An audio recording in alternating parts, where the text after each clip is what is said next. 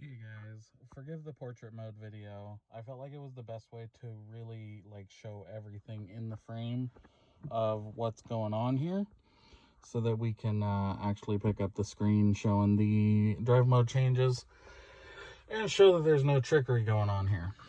So I have the module, the KSDMMM, or the KSDM3 as I've been calling it, installed underneath. And it's plugged in right here. So just for simplicity's sake, I do have it plugged in to the USB plug. There's definitely going to be a more elegant solution later on. But what I wanted is kind of a long-term test. So I've got it kind of installed underneath here. It's under the cup holders. And we're going to be testing this for probably about the next week before I move on to the second version, prototype 2.0, and trying to make something that's actually deployable. So without further ado, let's go ahead and power up the car. Now I'm not going to actually start the engine because it's kind of loud and it's kind of late. So as you can see there, I had custom mode saved. And I still have low tire pressure. It's actually 30 pounds, so it's not that bad.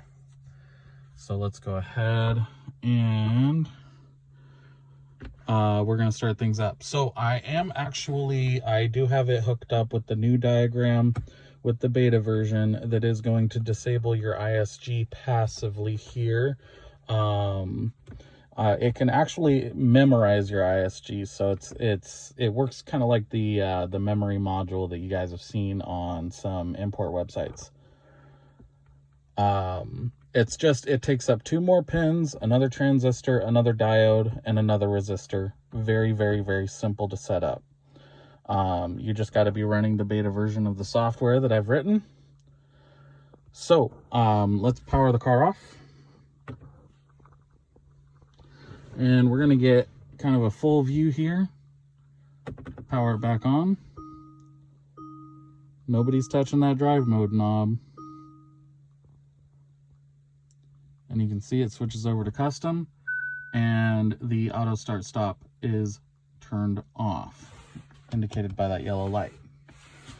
So let's turn that back on. Let's switch our drive mode here. And we're going to go over to smart mode, turn off the car, and power the car back on.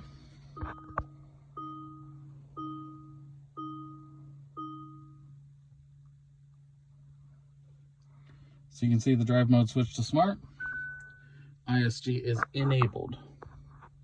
Okay, so we'll disable it. We're going to go over to sport mode. This is probably what a lot of you guys are going to use it for. So we're in sport. Let's power the car off.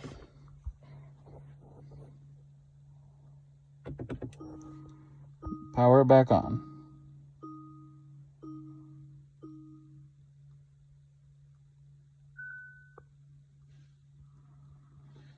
Now you can see that the ISG is enabled. We'll pan over here, zoom in. You can see it is in sport mode. If you watched a previous video, you know that it automatically switches over to sport mode when it's powered up. So you don't see the screen pop up or anything like that. And the reason for that is actually due to how the Arduino is wired and how it pulls that pin to ground immediately on boot up. There's no way for me to fix that. I even tried using different pins, different combinations. It just has to do with how the power is connected through it.